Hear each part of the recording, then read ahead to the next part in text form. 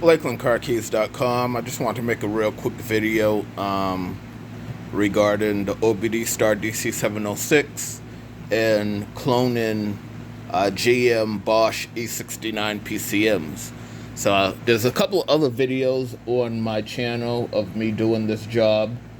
And I was doing this one. I said, I'm not going to record a video, but I said I might as well just make something real quick, just in case somebody needs to follow the instructions that are in my previous videos.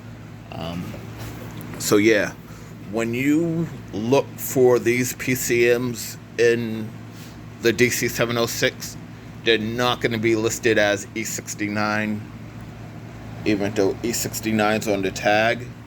What you want is you want to look under Bosch MED 9.6.1 MPC 561, and then there's going to be two versions of that. When you get in there, there'll be one. This one has a longer case, and then there's one that's the case is going to be more square. So when you go into pinouts, it'll show you a picture of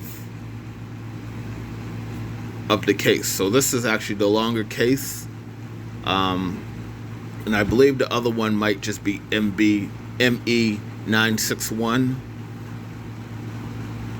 But also, oops, I didn't mean to do that. So when you go in, there's also going to be two different wiring diagrams. So this one has your GP10 on pin number 30, and I haven't come across one PCM that is of that setup as of yet. So if I go to the next image, so GP10 is pin number 35, and every one that I've done has been that pinout. Alright, so let me just back this up real quick, back out of here, see if I can get back to the menu. Alright, back. Alright, so there's two. Yep, so see, this one's ME961 and this is MED961. So the ME961, if you look at it, the case is a little shorter. Alright, so go back. What we just did was just MED and look at the pinout, and the case is a little bit longer. Alright, so other than that, and then to do these, you are going to need the MP001, which is a special add-on adapter, and then you use the harness from the P003. You just use the harness. You don't need the little yellow box. You can put that away and just make sure you have your connectors. What I'm actually going to do later on today is I have the OEM connectors.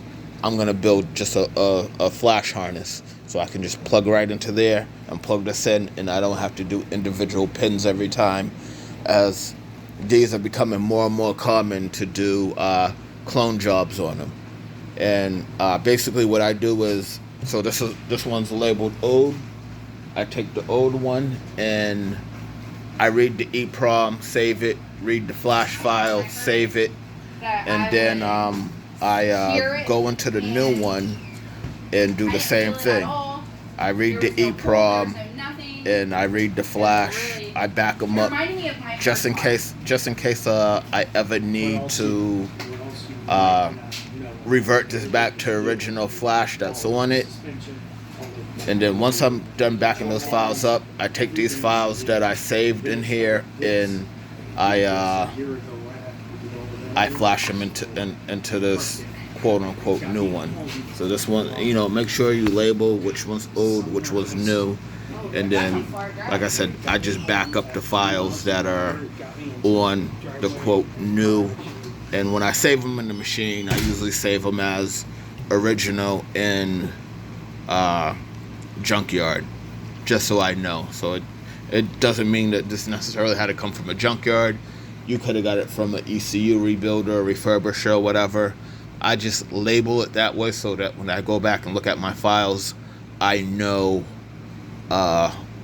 what's what. All right, so that's it. I just want to give a quick rundown of these GM E69s because they're coming real common that they need clone jobs. And and yes, this is a 1-to-1 clone. So now basically this PCM is exactly the same as this one. So you should be able to just plug it into the vehicle and start it up. No key reprogramming, no programming, no having to add a VIN number, nothing. All the information that was here is now here, and they are now identical. Alright, thanks for watching. Like, comment, and subscribe. LakelandCarKeys.com.